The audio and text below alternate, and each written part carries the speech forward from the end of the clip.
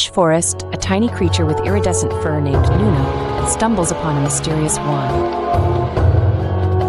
As Nuno grasps the wand, a surge of magic transforms the small rabbit into a mystical being, capable of extraordinary feats. The newly magic-endowed creature revels in performing wonders effortlessly, basking in the awe of his newfound abilities. Amidst the enchantment, a sense of unease creeps into the heart of the transformed rabbit, a yearning for something more profound than mere enchantment.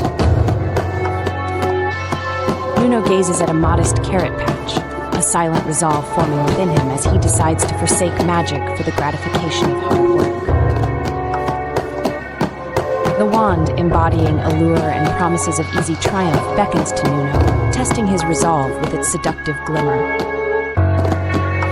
With unwavering resolve, Nuno rejects the temptations of magic, realizing